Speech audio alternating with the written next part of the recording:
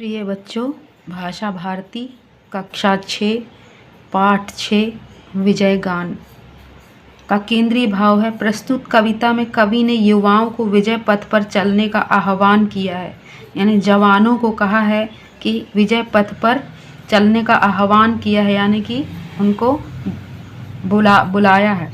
मानव जीवन महासंग्राम है, इसमें अनेक बाधाएं आती है। इन बाधाओं पर विजय प्राप्त करने के लिए मनुष्य को बड़ी सावधानी के साथ साहस पूर्वक चलने की आवश्यकता है। यह कार्य तलवार की धार पर चलने के समान कठिन है। त्याग, तपस्या और दृढ़ संकल्प के बल पर मनुष्य जीवन में सफलता प्राप्त कर सकता है। ये इस कविता का केंद्रीय भाव है, जिसके लेखक हैं नटवर लाल स्नेही। अब हम आगे इसके अर्थ को समझेंगे। संभल संभल कर चलो वीरवर तलवारों की धारों पर, इधर उधर है खाई कुएं, ऊपर है सूना अंबर। कवि कह रहे हैं जवानों से कि हे जवानों, संभल संभल कर चलो। वीर कहा है उनको जवानों को कहा है वीर, और कहा है चलो संभल संभल कर चलो वीरवर तलवारों की धारों पर।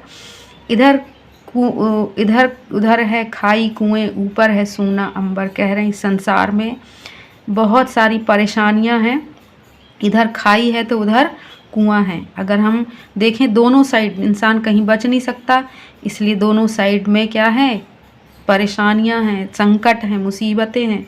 बरस रही बाधाएं पथ में, बोल रहे हैं कि बाधाएं जो हैं वो क्या है, पथ में यानी रास्ते में बाधाएं अड़चन पैदा कर रही है। उमड़ उमड़ कर धारों से, और बहुत ही ज़्यादा, पर इतनी ज़्यादा हो रही हैं कि बहुत ज़्यादा बढ़ रही है। वीर सिंधु के पार उतरते प्राणों की पतवारों से। अब बोल रहे हैं कि जो वीर होते हैं, जो नवयुवक, जो नवजवान वीर होते हैं, वो क्या करते हैं, समुद्र को भी, बड़े बड़े सागरों को भी पार कर जाते हैं प्राणों की पतवारों से। जो अपने आप में दृढ़ संकल्प होते हैं, जिनके अंदर दृढ़ इच्छा शक्ति होती है, वो उस पार उतर जाते हैं, यानी संकटों से पार निकल जाते हैं प्राणों की पतवारों से, यानी अपने प्राणों को क्या बना के, पतवार बना के वो संकटों से उस पार निकल जाते हैं। अगला है टकराने दो, ये इसी का ही है, यहाँ तक है। टकराने दो सिंधु हिमाचल सूर्य चंद्र अवनी अंबर, संभल संभल कर चलो वीरवर तलवारों की धारों पर।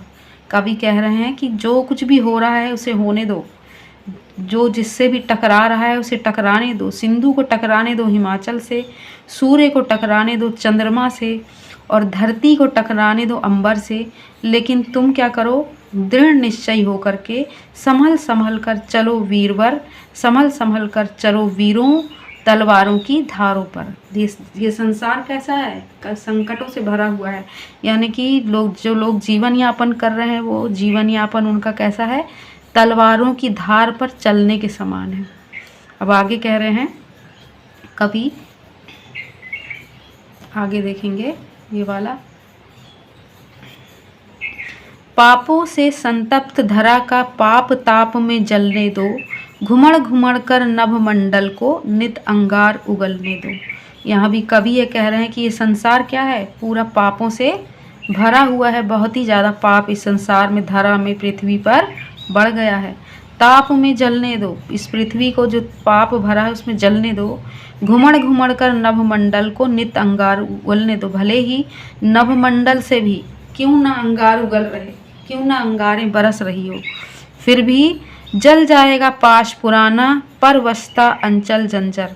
बोल रहे हैं हर कुछ जो है वो पुराना क्या हो जाएगा, जल जाएगा, और सब कुछ जर्जर हो जाएगा। लेकिन तुमको क्या करना है, कितनी भी कठिनाई परेशानियां आए, संभल संभल कर चलो वीरवर तलवारों की धारों पर। इस संसार में हर प्रकार के संकटों को पार करने के लिए दृढ़ निश्चय होके चलते रहो। छूने पाए मोह न तुमको, बनो तपस्वी लो हृदय, काल स्वयं डर जाए देखकर, ध्रुव से भी ध्रुवतर निश्चय।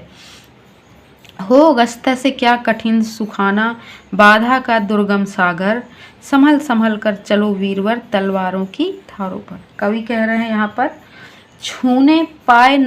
छूने पाए मोह न तुमको, यानी किसी भी प्रकार का माया मोह, लालच ये सब चीज़ें तुमको छूने भी ना पाए, तुम इनसे दूर ही रहो। बनो तपस्वी लो हृदय, यानी कि एक तपस्वी के समान अपने हृदय को कठोर कर लो, कठोर हृदय वाले, फौलादी हृदय वाले बन जाओ। काल स्वयं डर जाए देखकर, ये सब चीज़ों को देख कर के जो मृत्यु है, जो काल है या जो यमराज है, वो देखकर स्वयं डर जाए, तुम्हारे पास आने से भी तुम्हारे पास आए तो देख कर डर जाए। ध्रुव से भी ध्रुवतर निश्चय, तुम्हारा जो निश्चय हो, दृढ़ निश्चय, उसको देख करके क्या हो, काल भी तुम्हारे पास आने से डर जाए।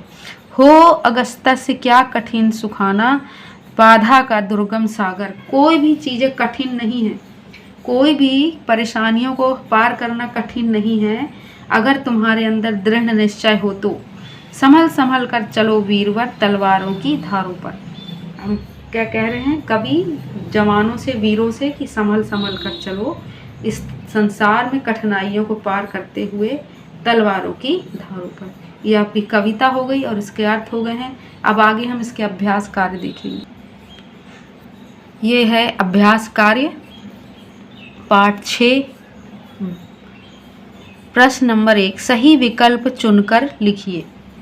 का वाला है पथ में बरस रही है, अब इसमें से कौन सा आंसर आएगा, इसमें 4 आंसर दिए हुए हैं, तो इसमें आ जाएगा पथ में क्या बरस रही थी, बाधाएं, ये आ जाएगा। खा वाला है धरा संतप्त हो रही है, इसका आंसर है पुण्य से, दया से, दान से, किससे, पाप से भरती जा रही है। और रिक्त स्थानों की पूर्ति कीजिए, आगे देखेंगे। वीरों को किस पर चलना पड़ता है, तलवारों की धारों पर। नभमंडल को नित अंगार उगलने दो, दृढ़ निश्चय से काल डर जाता है। दुर्गम सागर सुखाने के लिए तुम अगस्त्य हो।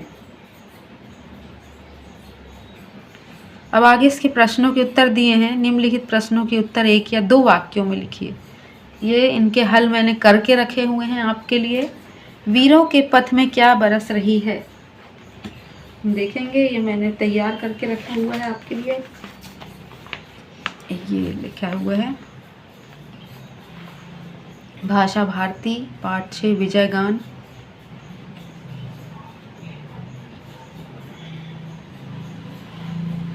पहला है वीरों के पथ में क्या बरस रही है, उत्तर है वीरों के पथ में बाधाएं बरस रही है। खा वाला है अंगार उगलने के लिए किससे कहा गया है, उत्तर है अंगार उगलने के लिए नभ से कहा गया है। अगला है कवि किससे किसको टकरा देना चाहता है, उत्तर कवि समुद्र को हिमालय से, सूर्य को चंद्रमा से, धरती को आकाश से टकरा देना चाहता है। अगला है घ वाला है कवि तपस्वी बनने के लिए क्यों कह रहा है, कवि कह रहा है कि तुम तपस्वी बन जाओ जिससे तुम्हारे ऊपर मोह माया का प्रभाव ना पड़ सके। अगला है अंगा वाला है प्राणों की पतवार से कवि का क्या आशय है, कवि का आशय है कि हे वीरों, तुम अपने अंदर प्राण शक्ति यानी ऊर्जा इतनी पैदा कर लो कि तुम्हें बाधाओं को पार करने के लिए किसी तरह का डर ना लगे। अगला प्रश्न है चा वाला वीरों से काल कब डरने लगता है, पक्के इरादे वाले वीरों से काल डरने लगता है। ये आपके प्रश्न उत्तर हो गए हैं। एक और अगला प्रश्न है आपका छा वाला बचा हुआ है, जो विजय गान कविता का सार लिखिए। कवि का आशय है कि श्रेष्ठ वीरों को विजय के मार्ग पर बाधाओं की चुनौती को स्वीकार करते हुए आगे बढ़ते जाना चाहिए। मनुष्य जीवन एक महासंग्राम है, इसमें अनेक तरह की रुकावटें आती है। जीवन की इन रुकावटों पर विजय पाने के लिए सावधानी से आगे ही बढ़ते जाना है। यह है आपकी पूरी विजय गान कविता का सार कि किस वीरों को कहा है कि जीवन की बाधाओं को, कठिनाइयों को दृढ़ संकल्प के साथ पार करते हुए, सावधानी से पार करते हुए जाना है। अब अगला प्रश्न है आपका प्रश्न नंबर 4। निम्नलिखित पद्यांशों का भाव स्पष्ट कीजिए। का वाला है, बरस रही बाधाएं पथ में उमड़ उमड़ कर धारों से, वीर सिंधु के पार उतरते प्राणों की पतवारों से। कवि कह रहे हैं कि हे जवानों, इस जीवन पथ पर अनेक बाधाएं हैं जो वीर पुरुष अपने साहस के बल पर समुद्रों को भी पार कर लेते हैं, उनके प्राण पतवारों के काम करते हैं। अर्थात अपने प्राणों को पतवार बना करके वो कठिन से कठिन परिस्थितियों को भी पार कर जाते हैं। अगला है आपका खा वाला है, छूने पाए मोह न तुमको, बनो तपस्वी लौह हृदय, काल स्वयं डर जाए देखकर, ध्रुव से भी ध्रुवतर निश्चय। भाव है, कवि नवयुवकों से कह रहे हैं कि तुम्हें मोह छू भी ना पाए, अर्थात मोह माया जो इस संसार का मोह है वो तुम्हें छू भी ना पाए। तुम्हें तपस्वी के समान सहनशील बनना है, हृदय को फौलाद अर्थात लोहे के समान कठोर बनाना है। तुम्हारे कठोर श्रम, दृढ़ संकल्प और धैर्य को देखकर काल अर्थात मृत्यु भी स्वयं डर जाए। यहाँ जो दृढ़ लिखा है इसको हम एक और तरीके से ऐसे भी लिख सकते हैं। ये यहाँ ये लिखा है पर ऐसा भी लिख सकते हैं, दृढ़ संकल्प और धैर्य को देखकर काल मृत्यु भी स्वयं डर जाए। अब आगे हम देखेंगे भाषा की बात। भाषा की बात प्रश्न नंबर 1 तो सिर्फ उसका शुद्ध उच्चारण करना है आपको देख करके, उसमें कुछ नहीं करना है।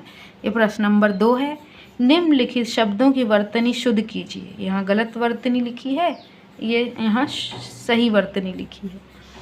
वीरवर का वीरवर, निश्चय का निश्चय, तलवर का तलवार, अंगार देखो अगारम लिखा हुआ है, मतलब इसका सही है अंगार।